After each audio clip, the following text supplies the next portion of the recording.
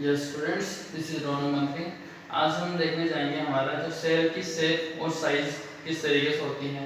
Last class में हमने discuss किया था सेल के बारे में। सेल्स क्या होते हैं, किसी भी लिविंग थिंग्स के जो स्मॉलेस्ट स्ट्रक्चर होता है, स्मॉलेस्ट यूनिट होती है, उसको क्या बोलते हैं, सेल्स। अब नॉन लिविंग थिंग्स की जो स्मॉलेस्ट यूनिट होती है उसको तो हम क्या बोल के चल रहे हैं, एटम। बट यहाँ पे क्या है, लिविंग थिंग्स की बात, तो वो क्या होगी, सेल्स। अब अपन देखने जा रहे हैं सेल की शेप एंड साइज। तो क्या है अपने पास, the shape and size are related to specific function. Cell की जो शेप और साइज होती है वो क्या होती है, किस स्पेशल प्रकार के फंक्शन पे डिपेंड करती है। यानी कि कुछ फंक्शन होते हैं, उनको करने के लिए ही अपन को एक फिक्स प्रकार के सेल्स की जरूरत होती है। उन्हीं के बेसिस पे उसकी शेप और साइज डिसाइड होती है। Some cells like amoeba have changing shape। Amoeba जैसे कि क्या होता है, उसमें शेप जो होता है सेल्स की क्या होती रहती है, बदलती रहती है। यानी कि वो अपने शेप को क्या करता रहेगा, बार बार बदलता रहेगा। बदलना क्यों पड़ेगा, क्योंकि उसको जो अलग अलग एक्टिविटी करनी है, उसको यूनिसेलुलर ऑर्गेनिज्म है तो उसके पास सेल एक पाई जाती है और उस सेल के शेप को बार बार बदल करके वो इस तरीके के फंक्शन परफॉर्म करता है। Some cells like amoeba have changing shapes. In some cells, shape could be more or less fixed। यानी कुछ केसेस में क्या हो सकता है, शेप जो होता है सेल का फिक्स भी हो सकता है, क्योंकि उनको बार बार अलग फंक्शन परफॉर्म करने की जरूरत नहीं पड़े। तो next, each living cell has capacity to perform certain basic function। हर प्रकार की सेल को कुछ विशेष प्रकार के फंक्शन करने की कैपेसिटी उनमें होती है। मतलब हर टाइप की जो सेल्स है वो अलग अलग फंक्शन परफॉर्म करती है। जैसे अपन बात करें तो अपने लिक्विड की, लिक्विड कनेक्टिव टिश्यू, यानी कि लिक्विड कनेक्टिव टिश्यू किसको बोलते हैं, ब्लड। अब ब्लड जो है उसके अंदर भी अलग अलग सेल्स पाई जाती है, जैसे आरबीसी हो गए, डब्ल्यूबीसी हो गए, प्लेटलेट्स हो गए। आरबीसी, डब्ल्यूबीसी, प्लेटलेट्स सबके अलग अलग वर्क होते हैं, तो इनको फंक्शन भी अलग अलग परफॉर्म करेंगे। इसी तरीके से जितनी भी सेल्स होती हैं उन सबके फंक्शन क्या होते हैं, अलग अलग होते हैं।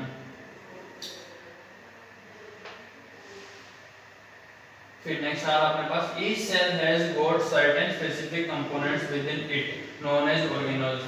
यानी कि जितने भी अपने पास सेल्स होती हैं वो क्या करती है, कुछ फिक्स वर्क करती हैं, जिससे वो सारी जो सेल्स हैं फिक्स वर्क कर रही हैं। उस फिक्स वर्क करना कि जो होगा उसको क्या बोल रहे हैं अपन, ऑर्गेनेल्स। वहां पे देख लें, each cell has got certain specific component। कुछ फिक्स वर्क कर रही है तो कुछ फिक्स वर्क कुछ कंपोनेंट के थ्रू कर रही है, उन कंपोनेंट को अपन क्या बोल रहे हैं, ऑर्गेनेल्स।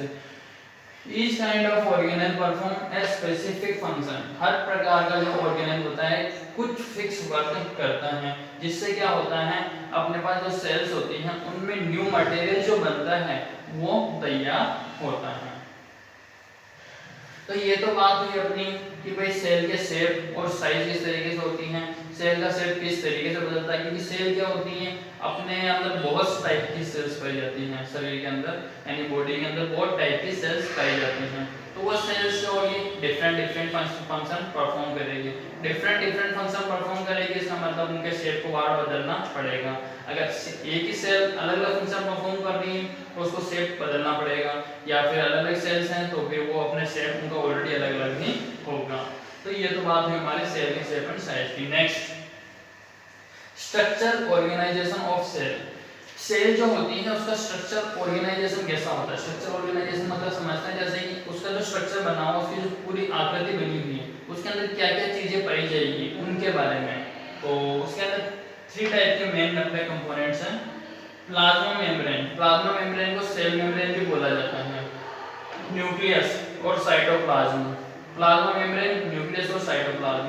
प्लाज्मा मेम्ब्रेन अपन फर्स्ट बात कर रहे हैं, प्लाज्मा मेम्ब्रेन और सेल मेम्ब्रेन।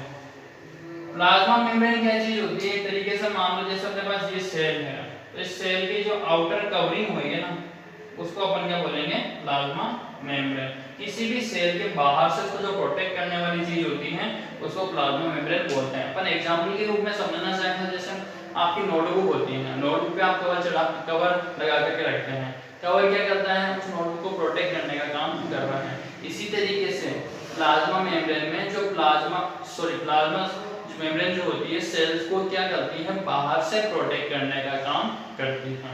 देखें, this is the outermost covering of the cell. ये क्या है, सेल की आउटर मोस्ट कवरिंग होती है। The plasma membrane allows or permit the entry or exit of some material in and out of the cell. Plasma membrane क्या करती है, जो बाहर से आने वाले सब्सटेंस है सेल के अंदर या फिर सेल्स के अंदर से जाने वाले जो सब्सटेंस है बाहर की तरफ, उनको जाना देना चाहिए या नहीं देना चाहिए, या बाहर से अंदर आना चाहिए या नहीं आना चाहिए, इसका परमिट देने का काम, इसको अलाउ करने का काम कौन करती है, प्लाज्मा मेम्ब्रेन। जैसे मान लें कि भाई कोई रिक्वायर्ड मटेरियल है जो सेल के अंदर है, अगर वो बाहर की तरफ जा रहा है तो ये उसे बाहर नहीं जाने देगी, रोक लेगी। और अगर मान लो कोई वेस्ट मटेरियल है जिसको बाहर निकालना बॉडी की जरूरी है, तो फिर क्या करेगी, ये आसानी इसको बाहर जाने देगी, प्लाज्मा मेम्ब्रेन उसको बाहर जाने देगी। सेम प्रोसेस से बाहर से अंदर की तरफ कोई रिक्वायर्ड मटेरियल आ रहा है तो उसको इजीली दे देगी, बट मान लो कि अपने पास वो उसकी नीड नहीं है तो फिर वो क्या होगी, उसको बाहर की तरफ ही रहने देगी। इस तरीके से ये क्या कर रही है, सेल को प्रोटेक्ट करने का काम कर रही है।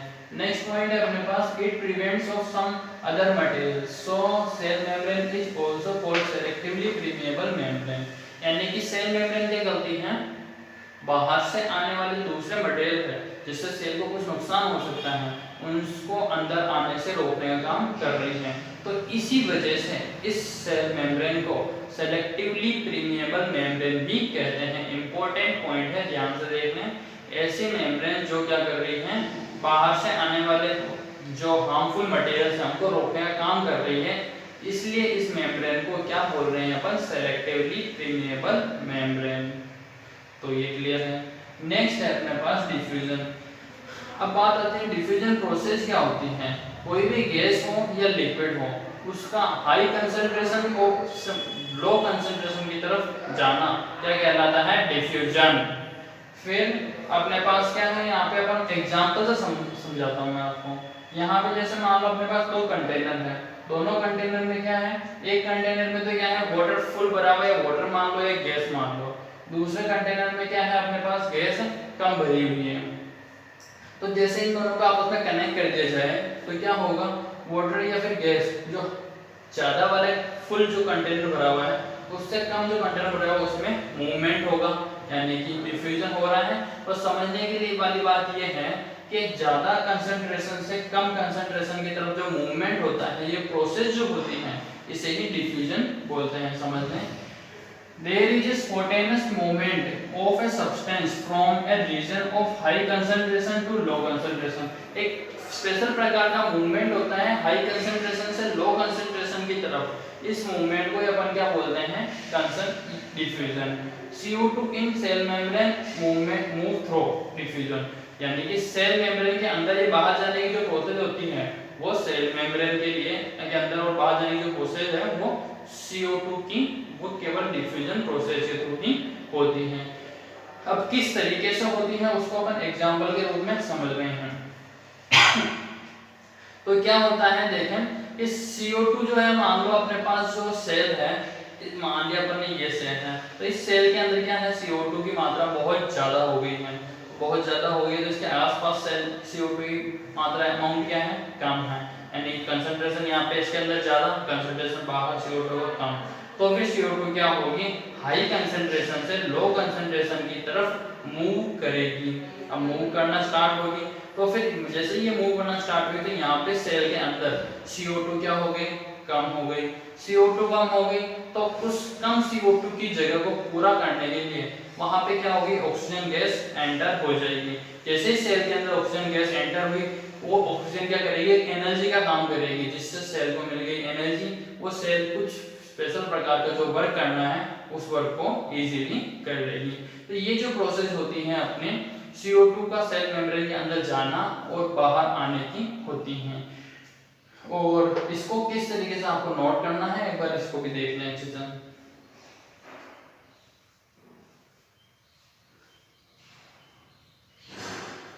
हाँ, तो ये तो हुई अपने एग्जांपल जो मैंने आपको समझाया उसको आप इस तरीके से नोट करेंगे। फिर नेक्स्ट आता है अपने पास वाटर। वाटर भी क्या करता है, डिफ्यूजन प्रोसेस के थ्रू ही सेल मेम्ब्रेन के अंदर या बाहर जा सकता है। Water also obeys the law of diffusion. Water भी क्या करता है, वो डिफ्यूजन लॉ को फॉलो करता है। The movement of water through such A selectively permeable membrane is called osmosis. यानी कि सेलेक्टिवली परमिएबल मेम्ब्रेन के बाहर या अंदर की तरफ जाने वाला जो वाटर की जो प्रोसेस होती है उसको अपन क्या बोलते हैं, osmosis. Osmosis is the passage of water from a region of high concentration of water to the low concentration of water। यानी कि हाई कंसंट्रेशन वाली मात्रा से लो कंसंट्रेशन वाली मात्रा की तरफ मूवमेंट जो हो रहा है वाटर का, उसको ही ऑस्मोसिस बोल रहे हैं। इसके ऑस्मोसिस प्रोसेस को समझाने के लिए भी अपने पास कुछ एग्जांपल्स हैं जो हम हमारी नेक्स्ट क्लास में देखेंगे। तो यहाँ तक जो मैंने आज आप लोगों को पढ़ाया है वो कंप्लीट अच्छी तरीके से देख लें, और जो आज के नोट्स हैं आप डिस्क्रिप्शन में जा करके उसके जो लिंक दे रही है टुडेज नोट्स की, उस पर क्लिक करके डाउनलोड कर लें और अच्छे से लिख लें। तो ये उससे रिलेटेड कोई प्रॉब्लम हो तो वापस आप मुझे पूछ सकते हैं। आज की क्लास में यही ओवर होती है।